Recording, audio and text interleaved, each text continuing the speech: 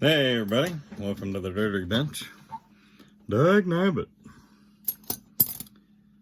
On tonight's adventure on the Dirty Bench, we're going to explore the joys of old chainsaws. Gasket making. So, I don't know if I'm gonna let this video go long form or what I'm gonna end up doing, but I'm using just Clinger Seal 4401. Pretty good gasket material. It does pretty much everything I need. Part of the, I don't know, I guess joys of working on old saws is sometimes it's easier to make gaskets than it is to find them. A lot of times actually. And I end up making a lot of my own gaskets anyway. There's not a whole lot to it. Finding a material can sometimes be a little tricky.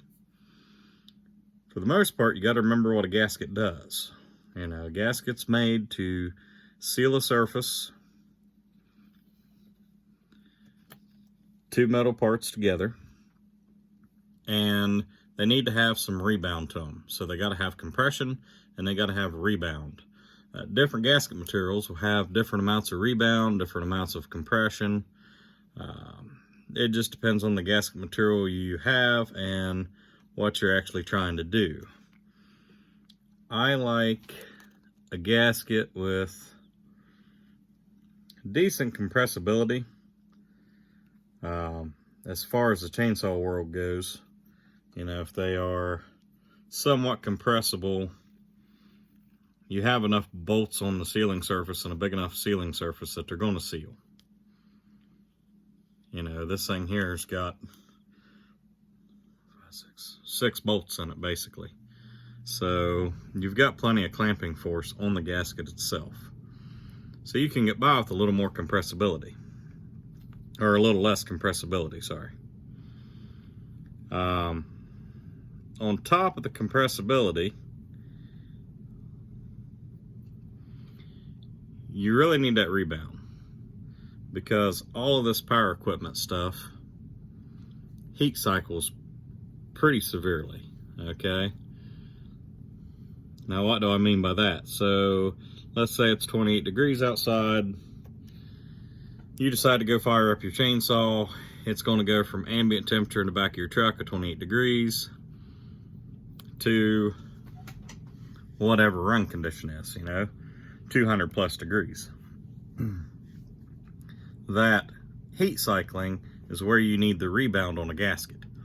And rebound is basically, after I compress this gasket, when my bolts heat up and lose some of their tension, the rebound of the gasket is what is keeping everything pressed up against the sealing surfaces. Okay? So, I'm kind of miserly with my gasket material. That's going to be my base gasket. I also need a gasket for my intake block and a gasket for my carburetor, both of those times 2. I don't get really hung up at this stage. You know, as you can see, I'm not exactly inside the lines or anything. We're not going for perfection at this stage. I'm just trying to get a rough gasket laid out. And then my scrap pieces in the middle will make my carburetor gaskets and my intake block gasket. So we're working on a 262 XP tonight. I'll rough cut this out, no holes or anything in it. Then I'll actually lay it over the case half and mark my holes in the case half, get a better mark on the outside and inside dimensions of it, and from there I'll knock out my holes and knock out the interior. So step number 1, just kind of get a rough. There's the basic shape of my gasket. We'll fine tune it on the case. Y'all have a good evening.